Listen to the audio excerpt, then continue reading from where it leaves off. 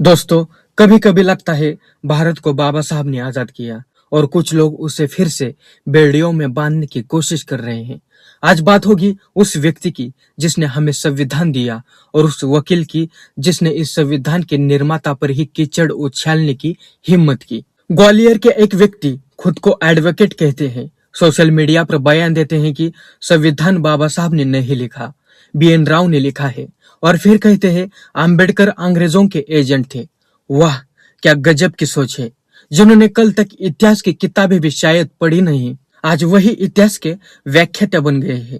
लेकिन चलिए, एक पल के लिए हम मान लेते हैं उनकी बात, तो फिर सवाल उठता है, अगर बाबा साहब नहीं तो कौन था जो इस संविधान को जीवंत दस्तावेज बना सकता था?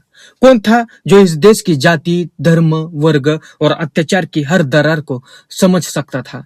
कौन था जो ये जानता था कि एक गरीब, एक स्त्री, एक दलित, एक किसान, सबको बराबरी का अधिकार देने वाला संविधान कैसा होना चाहिए? क्या BN राव वो दर्द जानते थे जब कोई बच्चा स्कूल में सिर्फ इसलिए कोने में बैठाया जाता था क्योंकि वो नीची जाति का है? क्या उन्होंने वो दिन देखे थे जब पानी के घड़े को छूने का भी अपराध हुआ करता था? नहीं, वो शायद सिर्फ किताबों में न्याय पढ़े थे, पर बाबा साहब ने अन्याय को जिया था। दोस्तों, संविधान के मसौदे से पहले एक इंसान का जीवन मसौदा बन चुका था। हर अपमान, हर तिरस्कार, हर अन्याय का अनुभव उसमें लिखा था, और उसी दर्द की स्याही से लिखा गया था भारत का संविधान। कुछ लोग कहेंगे BN राव ने ड्राफ्ट तैयार किया था।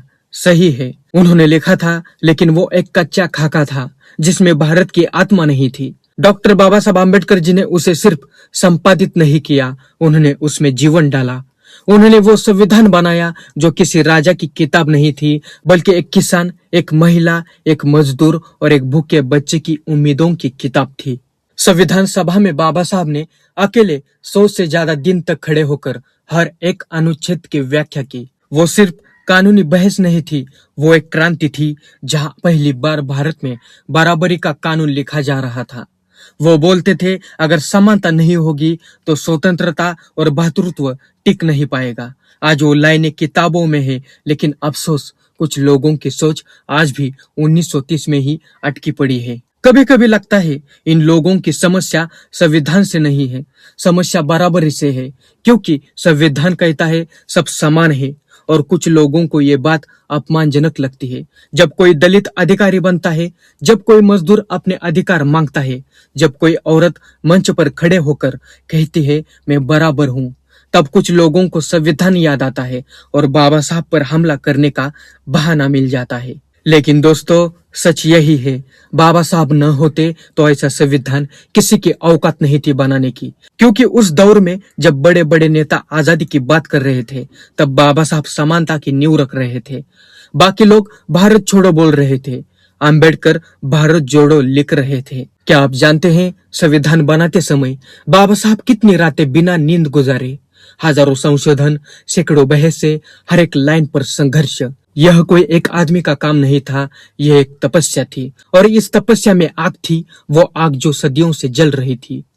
आज जो लोग कहते हैं संविधान किसी और ने बनाया, उन्हें शायद पता नहीं कि संविधान सिर्फ लिखा नहीं गया, जिया गया है। हर अनुच्छेद बाबा साहब के दिल की धड़कन है। आज कुछ लोग कहते हैं संविधान की समीक्षा होनी चाहिए, आरक्षण खत्म होना चाहिए।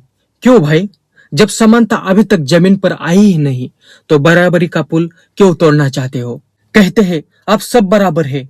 हाँ, बिल्कुल, कागज पर बराबर है, लेकिन जमीन पर अब भी दलितों को मारा जा रहा है, अब भी आदिवासी जंगलों से हटाए जा रहे हैं, अब भी मजदूरों की मजदूरी छीनी जा रही है, और फिर कहते हैं संविधान ने सबको अधिकार दिए हैं।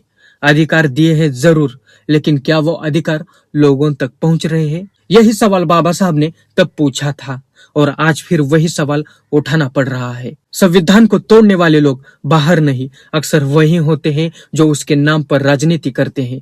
वो मंच पर खड़े होकर कहते हैं संविधान हमारी आत्मा है, लेकिन उसी वक्त संविधान के निर्माता का अपमान करने वालों पर चुप रहते हैं। कभी कभी लगता है संविधान की कसम सिर्फ माइक तक सीमित रह गई है। बाबा साहब ने हमें जो दिया वो सिर्फ एक किताब नहीं थी, वो सोच कि भारत केवल हिंदू या मुस्लिम का नहीं, बल्कि हर उस इंसान का है जो खुद को भारतीय कहता है। उन्होंने कहा था, राजनीतिक स्वतंत्रता का कोई अर्थ नहीं जब तक सामाजिक स्वतंत्रता न हो। आज वो शब्द हवा में गूंज रहे हैं, क्योंकि सामाजिक स्वतंत्रता अभी भी अधूरी है। और यही वजह है कि आज फिर बाबा साहब पर हमला हो रहा है। क्यों? क्योंकि अगर उनकी सोच जिंदा रहेगी तो कोई ऊंच नीच नहीं रहेगी। अगर उनका संविधान जिंदा रहा तो किसी की गद्दी हमेशा के लिए हिल जाएगी। इसलिए वो लोग बाबा साहब को नहीं, उनकी विचारधारा को मारना चाहते हैं। लेकिन इतिहास गवाह है, विचारों को कोई जेल में नहीं डाल सकता। जय भीम की गूंज को कोई कानून नहीं रोक सकता। दोस्तों, इस देश को संविधान ने जोड़ा है। संविधान में सबका हित है, हिंदू का भी, मुसलमान का भी, दलित का भी, ब्राह्मण का भी, गरीब का भी, किसान का भी और महिलाओं का भी। संविधान कहता है हम भारत के लोग, इसमें कोई ऊंच नीच नहीं, कोई दूसरा नहीं, कोई पराया नहीं। और ये शब्द सिर्फ एक पंक्ति नहीं, ये भारत की आत्मा है। तो आज अगर कोई कहे कि संविधान किसी और ने लिखा, तो उसे याद दिलाइए, संविधान सिर्फ लिखा नहीं गया, संविधान संघर्ष से जन्मा है। वो संघर्ष जिसका नाम था डॉक्टर भीमराव अंबेडकर। उन्होंने खुद कहा था, मैं वो नहीं जो खड़ा होकर झुक जाऊं, मैं वह हूं जो झुक कर भी उठ खड़ा हो।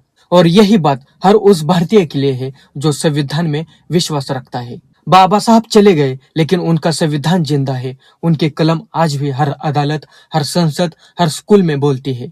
और जब तक भारत जिंदा है, इस संविधान पर किसी की उंगली नहीं उठेगी, क्योंकि ये सिर्फ एक किताब नहीं, ये भारत की धड़कन है और बाबा साहब उसका हृदय। अगर आप इस देश, इस संविधान और बाबा साहब के कर्ज को महसूस करते हैं तो इसे आगे बढ़ाइए, क्योंकि हर जय भीम बोलने वाला आज इस देश की आत्मा को बचा रहा है। मित्रों, वीडियो कैसा लगा कमेंट करके जरूर बताना। चैनल को सब्सक्राइब और बेल आइकॉन प्रेस करके ही जाना। मित्रों, इन वीडियोज को बनाने में बहुत रिसर्च करना पड़ता है, घंटों की मेहनत होती है। अगर आपको मेरा काम पसंद आता हो तो मुझे सपोर्ट कर सकते हो ज्वाइन और थैंक्स फीचर्स के जरिए। और ये मेरा इंस्टाग्राम आईडी है, जरूर फॉलो करें। चल मिलता अगले वीडियो में। जय भीम, जय संविधान, जय भारत।